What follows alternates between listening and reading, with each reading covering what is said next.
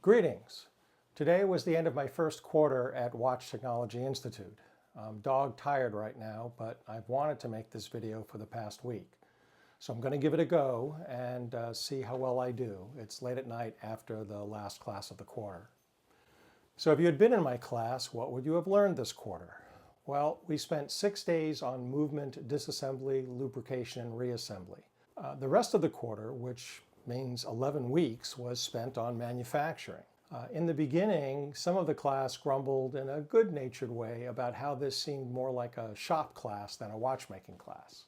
But soon the Institute's wisdom became clear, because after 4 weeks, maybe 5, we had learned enough to start making simple watchmaking tools.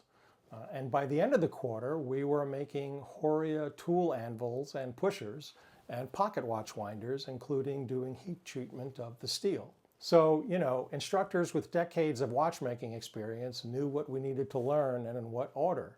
Who knew? The quarter's final 2 weeks was all lab work. It actually might have been 12 or 13 days, but let's say it's 2 weeks. All of us in the class had to redo projects that we didn't do well on the first time around. A couple of lucky souls had done so well during the quarter that they were able to work on an extra credit project, which is fantastic for them. I've got a 3-week break now until the second quarter begins on January 5.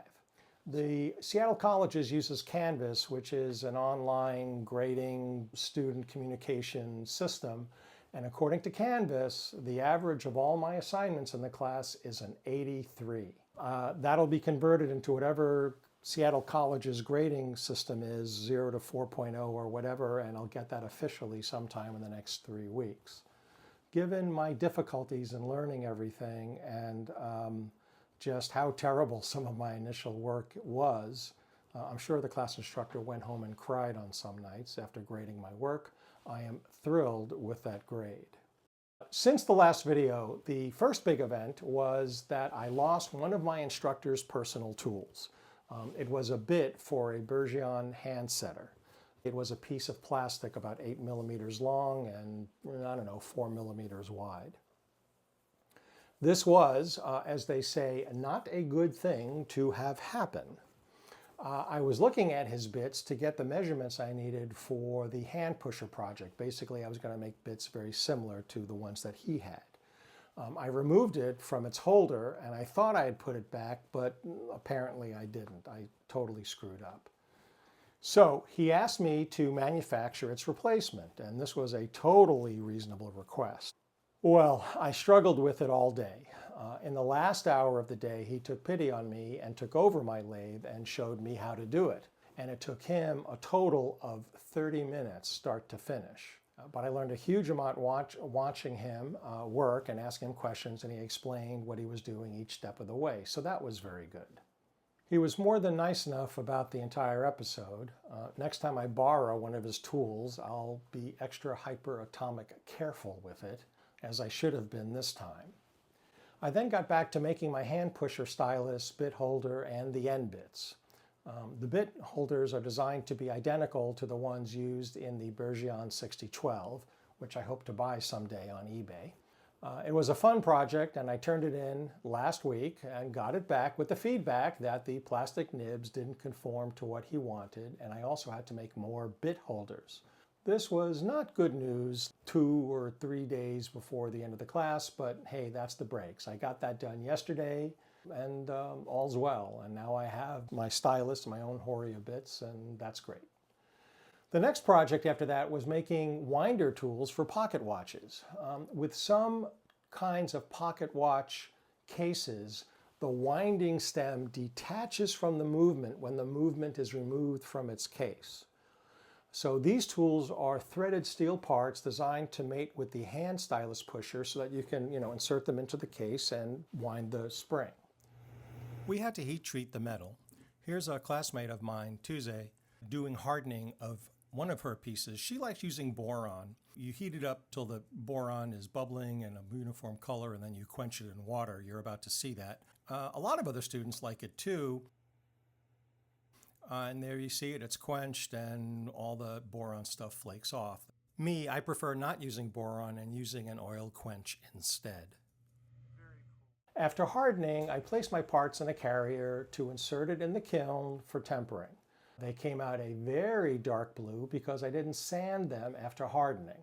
I kind of thought it would look cool, but I don't like the way it looks, but this is what learning is all about. From now on, whenever I work with metals, I'll always sand them before tempering them. At any rate, I got the project done, including 2 extra credit parts. Most of my tolerances were out of whack. If I had more time, I'd do these over again, but I already had other projects that needed to be redone by the end of the quarter, so it was what it was. Small note, I finally finished the multi-section cylinder project and submitted it for grading. This is what it looks like before cleaning. Then I worked on completing the Horia pushers and anvil project. This amounts to creating the parts from a blueprint, hardening them, smoothing the sides, tempering them, and then polishing the business ends, the top of the anvils. My first version of these violated the tolerances, so I put them in my dead bag and started over. The big anvil's polishing definitely made me sweat. I started at the high end of the allowed tolerance for the height of the anvil, and I've been working so hard on polishing and trying to get the top of the 8mm anvil flat that if you polish long enough, you're going to whittle down the metal and you could wind up blowing the tolerances. I hardened the parts, smoothed the sides and the bottoms with micron paper going down to 3 microns, and then I started polishing the business ends. But I made the mistake of trying to do the polishing before tempering, so I wasted 2 days doing that.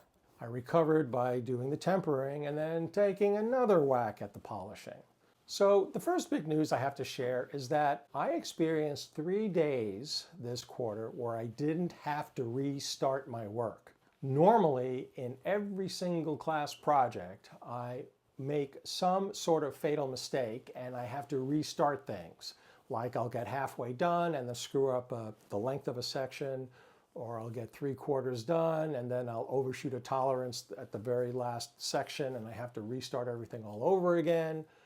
So I, put the ruined piece in my dead bag and go fetch another piece of raw stock from the stock room and try again. And all of this slows my progress and gives me more work to do. I wind up doing one project, sometimes as many as 5 or 6 times. It's insane. It's also depressing. But on 3 days, I didn't have to do this. In fact, on all 3 days, I realized what was happening mid-afternoon. I was sort of doing my work and then I'm like, holy crap, I haven't restarted anything today. This is great. It felt great to move forward, to go step by step, to figure out the steps and to do them all and to not make any screw-ups. And gosh, I should do that all the time. I would be less stressed and have more time for other activities if I didn't wind up having to do every class assignment 2, 3, or 4 times. So that was very cool. If I can do it 3 times, I can do it more often. And what does it come down to? Well, having more experience and more expertise and familiarity with the equipment, obviously, slowing down, thinking clearly, and focusing. And that's what I've been struggling to do.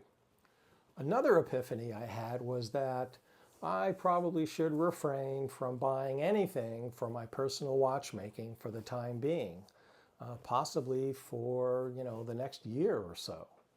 Say I go to an NAWCC chapter meeting and there's a sweet, sweet vintage Seitz jeweling tool for sale. It's clean, it's complete, it's the full kit, it looks great. Each quarter, WTI gives us a box of tools that we'll need for the quarter. They're new, and by box I mean it's a bin. It's, I don't know, it's like 2 feet deep by 4 feet or 3 feet long by a couple of feet high. It's a big plastic bin of new stuff. We paid for these tools in our tuition, so we own them.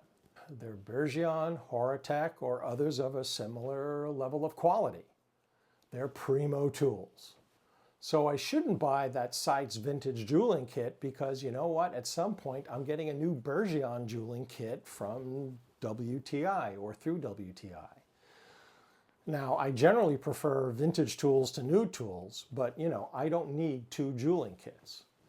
I've enjoyed perusing vintage tool listings on eBay, but I'm going to have to dial that down because I'm buying new top-of-the-line tools through my school, damn it, and I don't need to buy someone else's used tools, at least not for the next year or so, I guess. A final epiphany I had has to do with time, and this may come out sounding a little confused. I want to spend lots of extra hours at WTI doing project work because I want to learn as much as I can and do the best work as I can and refine my skills. But my personal life kind of gets in the way, but that's just how it is. I have a house, wife, 11-month-old puppy, cat,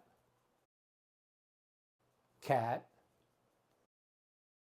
that intimidates our puppy, and a photography hobby. Also in November for Thanksgiving and in December for Christmas, I can't tell my wife, sorry dear, I'm not doing Christmas this year, and expect to wake up in the morning alive. I worked as many extra hours this quarter as I was able. And could I squeeze out more time on the weekends and after class in the evenings to work, on extra projects? Sure, I could certainly try to do that. But what I really think I need to do instead of trying to find ways to spend more time in class is I've got to be more careful in my project work so I don't give myself more work to do. This quarter, I did twice the number of projects, at least, as some other students did because I had to redo virtually all of them. And the redos sometimes had multiple restarts. I mean, this has been a time killer. Having to redo 1 or 2 projects a quarter, fine, sure. That can happen in any class, and any personal schedule can accommodate that amount of extra work to, make up work. Having to redo all of them is a disaster. It's been killing me, and it's not sustainable in the long term. So this is a challenge I'm giving myself. I did it for 3 days this quarter, so it's not impossible.